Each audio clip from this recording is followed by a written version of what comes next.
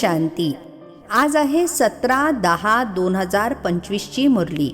महावाक्य आहे, गोड मुलांनो, जसे बाबा 21 जन्मांसाठी सुख देतात तसे तुम्ही मुले देखील बाबांचे मदतगार बना, प्रीतबुद्धी बना. दुःख देण्याचा कधी विचार सुद्धा येऊ नये.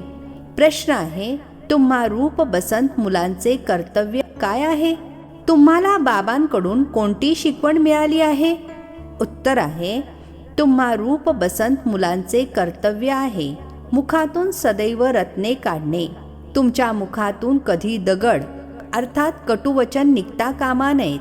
सर्व मुलांप्रती बाबांची शिकवण आहे की मुलांनो, पहिला पॉइंट आहे, आपसामध्ये कधी एकमेकांना त्रास द्यायचा नाही, क्रोध करायचा नाही. हे आसुरी लोकांचे काम आहे.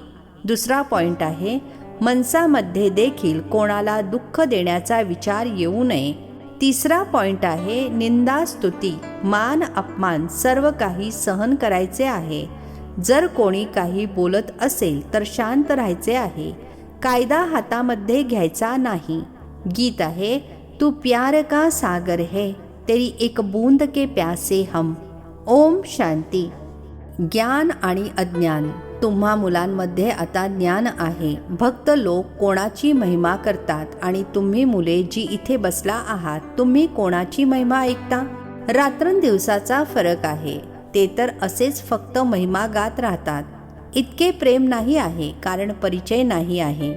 तुम्हाला बाबांनी आपला परिचय दिला आहे की मी प्रेमाचा सागर आहे आणि तुम्हाला प्रेमाचा सागर बनवत आहे. प्रेमाचे सागर बाबा सर्वांना किती प्रिय वाटतात.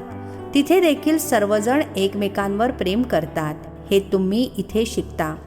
कोणाशीही वितुष्ट असता कामा नये. ज्याला बाबा लून पाणी अर्थात खारट पाणी म्हणतात. मनामध्ये कोणाविषयी द्वेष असता कामा नये. द्वेष करणारे कलियुगी नरकवासी आहेत. जाणता आपण सर्व भाऊ बहिणी आहोत. शांतीधाममध्ये आहोत तर भाऊ भाऊ आहोत. इथे जेव्हा कर्मक्षेत्रावर पाड बजावतो तेव्हा बहीण भाऊ आहोत. ईश्वरीय संतान आहोत. ईश्वराची महिमा आहे. ते ज्ञानाचे सागर आहेत, प्रेमाचे सागर आहेत, अर्थात सर्वांना सुख देतात. तुम्ही सर्व आपल्या मनाला विचारा, जसे बाबा 21 जन्मांसाठी सुख देतात तसे आपण देखील असे कार्य करतो का? जर बाबांचे मदतगार बनत नाहीत, प्रेम करत नाहीत, एकमेकांवर प्रेम नाही आहे, विपरीत बुद्धी होऊन राहतात, तर मग विनशंती होतात. विपरीत बुद्धी होणे असुरांचे काम आहे. स्वतःला ईश्वरीय संप्रदायाचे म्हणून एकमेकांना दुःख देणे, त्यांना असुर म्हटले जाते. तुम्हा मुलांनी कोणालाही दुःख द्यायचे नाही. तुम्ही आहातच दुःख हरता सुख करता बाबांची मुले. तर दुःख देण्याचा विचार देखील तुम्हाला येता कामा नये. तो तर आहेच आसुरी संप्रदाय, ना की ईश्वरीय संप्रदाय. कारण देह अभिमानी आहेत. ते कधी आठवणीच्या यात्रेमध्ये राहू शकत नाहीत. आठवणीच्या यात्रेशिवाय कल्याण होणार नाही. वारसा देणाऱ्या बाबांची तर जरूर आठवण करायची आहे, तेव्हाच विकर्म विनाश होतील. अर्धा कल्प तर एक दोघांना दुःख देत आला आहात. एकमेकांसोबत भांडून त्रास देत राहतात. ते आसुरी संप्रदायामध्ये गणले जातात. भले पुरुषार्थी आहेत तरी देखील कधीपर्यंत दुःख देत राहणार? म्हणून बाबा म्हणतात, स्वतःचा चार्ट ठेवा. चार्ट ठेवल्यामुळे समजून येईल की आपले रजिस्टर सुधारत जाते आहे की तेच आसुरी वर्तन आहे. बाबा नेहमी सांगतात, कधीही कोणाला दुःख देऊ नका. निंदा स्तुती मान अपमान थंडी गरमी सर्व काही सहन करायचे आहे. कुणी काही म्हटले तर शांत राहिले पाहिजे. असे नाही की त्यांच्यासाठी 2 गोष्टी आणखी बोलल्या पाहिजेत. कोणी कोणाला दुःख देत असतील तर बाबा त्यांना समजावून सांगतील ना. मुले मुलांना सांगू शकत नाहीत. कायदा आपल्या हातामध्ये घ्यायचा नाही. काहीही गोष्ट असेल तर बाबांकडे यायचे आहे. गव्हर्नमेंटचा देखील कायदा आहे. कोणी एकमेकांना ठोसा मारू शकत नाही. तक्रार करू शकतात. कायदा हातात घेणे गव्हर्नमेंटचे काम आहे. तुम्ही देखील गव्हर्नमेंटकडे जा. कायदा हातात घेऊ नका. हे तर आहेच आपले घर. म्हणून बाबा म्हणतात, रोज कचेरी करा. हे देखील समजत नाहीत की शिवबाबा ऑर्डर देत आहेत. बाबांनी सांगितले आहे, नेहमी असे समजा की शिवबाबा ऐकवत आहेत. असे समजू नका ब्रह्मा ऐकवत आहेत. नेहमी शिवबाबाच समजा तर त्यांची आठवण राहील. हा शिवबाबांनी रथ घेतला आहे तुम्हाला ज्ञान ऐकविण्याकरिता. सतोप्रधान बनण्याचा रस्ता बाबा समजावून सांगत आहेत. ते आहेत गुप्त, तुम्ही आहात प्रत्यक्ष. जे पण डायरेक्शन्स अर्थात निर्देश निघतात असे समजा शिवबाबांची आहेत तर तुम्ही सुरक्षित राहाल. तुम्ही बाबा बाबा असे शिवबाबांनाच म्हणता. वारसा देखील त्यांच्याकडून मिळतो. त्यांच्यासोबत किती आदराने रॉयल्टीने राहिले पाहिजे. तुम्ही म्हणता ना, बाबा आम्ही तर लक्ष्मीनारायण बनणार, मग सेकंड बनू, थर्ड बनू, सूर्यवंशी नाही तर चंद्रवंशी बनू. असे तर नाही. भले आपण दासी बनू, प्रजा बनणे काही चांगले तर नाही. तुम्हाला तर इथेच दैवी गुण धारण करायचे आहेत. आसुरी चलन तर असता कामा नये. निश्चय नसेल तर बसल्या बसल्या असे म्हणतात. यांच्यामध्ये शिवबाबा येतात. आम्हाला तर वाटत नाही. मायेचे भूत आल्यामुळे आपसामध्ये असे बोलतात. आसुरी स्वभावाचे एकत्र भेटतात तर आपसामध्ये असे बोलू लागतात. आसुरी गोष्टीच मुखातून निघतात. बाबा म्हणतात, तुम्ही आत्मा रूप बसंत बनता. तुमच्या मुखातून रत्नेच निघाली पाहिजेत. जर दगड अर्थात कटू वचन निघत असतील तर याचा अर्थ आसुरी बुद्धी आहेत. गाणे देखील मुलांनी ऐकले. बाबा म्हणतात, बाबा प्रेमाचा सागर आहे, सुखाचा सागर आहे. शिवबाबांचीच महिमा आहे. बाबा म्हणतात, तुम्ही स्वतःला आत्मा समजून बाबांची आठवण करा. यामध्ये खूप चांगली चांगली मुले फेल होतात. देही अभिमानी स्थितीमध्ये राहू शकत नाहीत. देही अभिमानी बनाल तेव्हाच तर इतके उच्च पद प्राप्त कराल. बरीच मुले फालतू गोष्टींमध्ये खूप वेळ वाया घालवतात. ज्ञानाच्या गोष्टीच लक्षात येत नाहीत. असे देखील गायन आहे की घरच्या गंगेचा मान ठेवत नाहीत. घरच्या ज्या गोष्टी असतात त्याचा इतका मान ठेवत नाहीत. जेव्हा की श्रीकृष्ण इत्यादीचे चित्र घरामध्ये सुद्धा आहे, तर मग श्रीनाथद्वारे इत्यादी ठिकाणी इतक्या दूर दूर का जाता? शिवच्या मंदिरामध्ये देखील दगडाचेच तर लिंग आहे. पर्वतांमधून जे दगड निघतात त्यांची झीज होऊन त्याचे शिवलिंग बनते. त्यामध्ये काही काही दगडांना तर सोने देखील चिकटलेले असते. तर म्हणतात, सोन्याचा कैलास पर्वत. सोने पर्वतांमधून निघते ना, तर थोडे थोडे सोने लागलेले दगडसुद्धा असतात जे खूप सुंदर गोल गुळगुळीत होतात. ते मग विकतात. खास मार्बलचे सुद्धा बनवितात. आता भक्ती मार्गवाल्यांना जर म्हटले की तुम्ही इतके बाहेर भटकता कशाला, तर चिडतील. बाबा स्वतः म्हणतात, तुम्हा मुलांनी खूप पैसे बर्बाद केले आहेत. हा देखील ड्रामामध्ये पार्ट आहे, ज्यामुळे तुम्हाला ठोकरा खाव्या लागतात. हा आहेच ज्ञान आणि भक्तीचा खेळ. आता तुम्हा मुलांना सर्व समज अर्थात ज्ञान मिळते. ज्ञान आहे सुखाचा रस्ता. ज्ञानाद्वारे सतयुगाची राजाई मिळते. यावेळी यथा राजा राणी तथा प्रजा सर्वजण नरकाचे मालक आहेत. जेव्हा कोणाचा मृत्यू होतो तर म्हणतात स्वर्गवासी झाला. या गोष्टी आता तुम्हाला समजल्या आहेत. आता तुम्ही म्हणता, आम्ही स्वर्गवासी बनण्यासाठी स्वर्गाची स्थापना करणाऱ्या बाबांजवळ बसलो आहोत.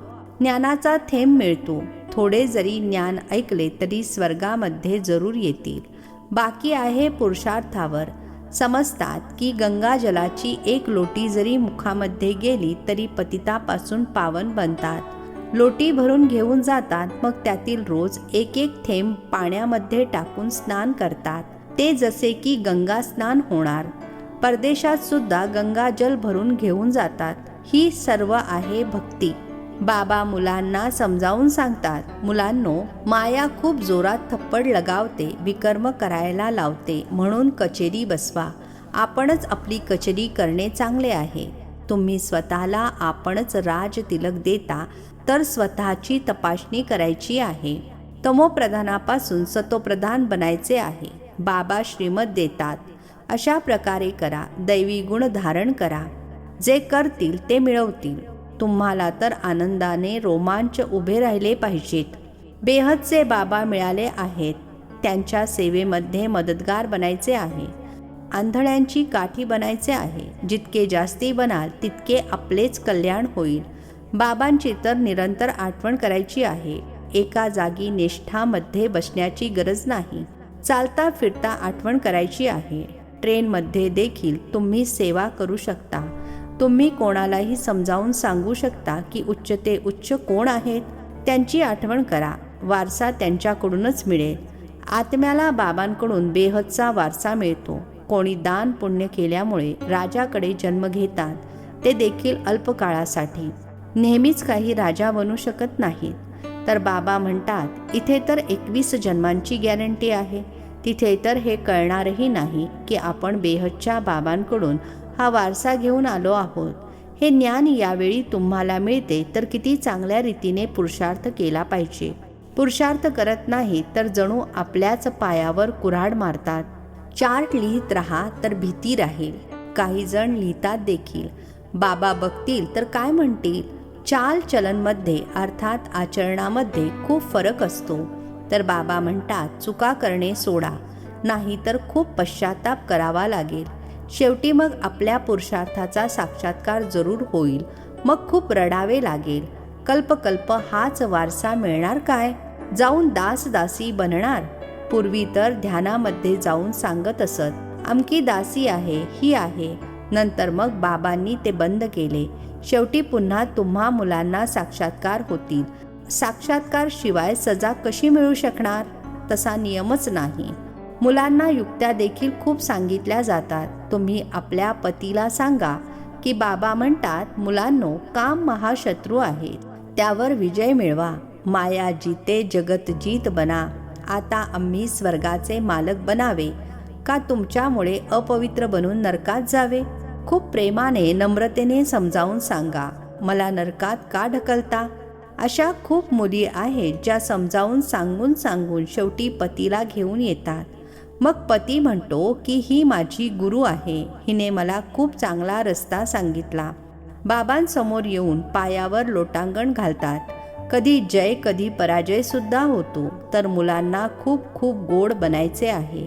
जे सेवा करतील त्यांनाच जास्त प्रेम मिळेल. ईश्वर पिता मुलांकडे आले आहेत. त्यांच्या श्रीमतावर चालावे लागेल. श्रीमतावर चालत नाहीत तर वादळे आल्यामुळे मग कोसळतात. असे देखील आहेत. ते मग काय कामाचे राहणार? हे शिक्षण काही कॉमन नाही आहे. इतर सर्व सत्संग इत्यादीमध्ये तर आहे कनरस, ज्यामुळे अल्पकाळाचे सुख मिळते. या बाबांद्वारे तर 21 जन्मांचे सुख मिळते. बाबा सुख शांतीचे सागर आहेत. आपल्याला देखील बाबांकडून वारसा मिळणार आहे. सेवा कराल तेव्हाच तर मिळणार. म्हणून बॅज नेहमी लावलेला असावा. आपल्याला असे सर्व गुण संपन्न बनायचे आहे. तपासणी करायची आहे की आपण कोणाला दुःख तर देत नाही ना? आसुरी चलन तर नाही आहे ना? माया असे काही काम करायला लावते, काही विचारू नका. चांगल्या चांगल्या घरातील देखील सांगतात, मायेने हे विकर्म करायला लावले. कोणी खरे सांगतात, कोणी खरे न सांगितल्यामुळे 100 पटीने दंड भोगतात. मग ती सवय वाढत जाईल. बाबांना ऐकवाल तर बाबा सावध करतील. बाबा म्हणतात, जर पाप केले असेल तर रजिस्टरमध्ये लिहा आणि बाबांना सांगा, तर तुमची अर्धी पापे नष्ट होतील. जर सांगत नसाल, पुन ठेवाल तर मग अजूनच करत राहाल. शाप मिळतो. न सांगितल्यामुळे एकदा करण्याऐवजी 100दा करत राहाल. बाबा किती चांगला सल्ला देतात, परंतु काहींवर तर जरासुद्धा परिणाम होत नाही. आपल्या भाग्याला जणू लाथ मारत असतात. खूप खूप नुकसान करून घेतात. अंताला सर्वांना साक्षात्कार होईल. हे बनणार. पुढच्या क्लासमध्ये जेव्हा ट्रान्सफर होतात तेव्हा मार्क्स कळतात ना. ट्रान्सफर होण्याआधी रिझल्ट कळतो. तुम्ही देखील आपल्या क्लासमध्ये जाल तेव्हा मार्क्स कळतील आणि मग ढसाढसा रडाल. तेव्हा काय करू शकणार आहात? रिझल्ट तर लागला ना. जे भाग्यामध्ये होते ते मिळाले. बाबा सर्व मुलांना सावध करतात. कर्मातीत अवस्था आता एवढ्यात होऊ शकत नाही. कर्मातीत अवस्था झाली तर मग शरीर सोडावे लागेल. अजून काही ना काही विकर्म राहिलेली आहेत. हिशोब आहेत म्हणून पूर्ण योग लागत नाही. आता कोणीही म्हणू शकत नाही की आम्ही कर्मातीत अवस्थेमध्ये आहोत. जवळ आल्यावर मग खूप चिन्हे दिसू लागतील. सर्व काही तुमच्या अवस्थेवर आणि विनाशावर अवलंबून आहे. तुमचे शिक्षण जेव्हा पूर्ण होईल तेव्हा बघाल की लढाई तर डोक्यावर उभी आहे.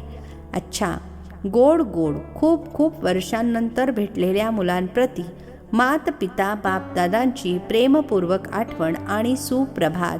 आत्मिक पित्याचा आत्मिक मुलांना नमस्ते. आम्हा आत्मिक मुलांचा आत्मिक पित्याला नमस्ते. धारणेसाठी मुख्य सारांश आहे. पहिला पॉइंट आहे, मायेच्या वश होऊन कोणतेही आसुरी वर्तन करायचे नाही.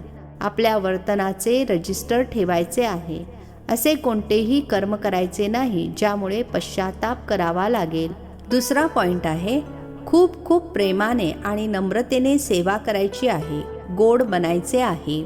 मुखावाटे आसुरी बोल काढायचे नाहीत. संगतीची खूप खूप काळजी घ्यायची आहे. श्रीमतावर चालत राहायचे आहे. आजचे वरदान आहे, संघटित रूपामध्ये एकरस स्थितीच्या अभ्यासाद्वारे विजयाचा नगाडा वाजविणारे एव्हर रेडी भव. संघटित रूपामध्ये एकरस स्थितीच्या अभ्यासाद्वारे विजयाचा नगाडा वाजविणारे एव्हर रेडी भव.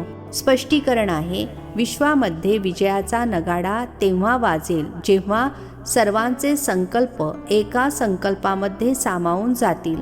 संघटित रूपामध्ये जेव्हा एका सेकंदामध्ये सर्व एकरस स्थितीमध्ये स्थित होतील तेव्हा म्हणणार एव्हर रेडी. एका सेकंदामध्ये एकमत, एकरस स्थिती आणि एका संकल्पामध्ये स्थित होण्याचीच निशाणी हे एक बोट दाखवले आहे, ज्या बोटावर कलियुगी पर्वत उचलला जातो. म्हणून संघटित रूपामध्ये एकरस स्थिती बनविण्याचा अभ्यास करा, तेव्हाच विश्वामध्ये शक्ती सेनेचे नाव प्रसिद्ध होईल. स्लोगन आहे, श्रेष्ठ पुरुषार्थामध्ये थकावट येणे ही देखील आळशीपणाची निशाणी आहे. श्रेष्ठ पुरुषार्थामध्ये थकावट येणे ही देखील आळशीपणाची निशाणी आहे. अव्यक्त इशारे स्वयंप्रती आणि सर्वांप्रती मनसाद्वारे योगाच्या शक्तींचा प्रयोग करा. तुम्ही आपल्या आत्मिक दृष्टीद्वारे आपल्या संकल्पांना सिद्ध करू शकता. ती अर्थात दुनियावाल्यांची रिद्धिसिद्धी आहे अल्पकाळाची, परंतु आठवणीच्या विधीने संकल्पांची आणि कर्मांची सिद्धी ही आहे अविनाशी. ते रिद्धिसिद्धी यूज करतात आणि तुम्ही आठवणीच्या विधीद्वारे संकल्पांची आणि कर्मांची सिद्धी प्राप्त करा. अच्छा, ओम शांती. नवनवीन मराठी व्हिडिओज प्राप्त करण्यासाठी सबस्क्राईब करा मराठी गॉड रिपोर्ट चॅनलला.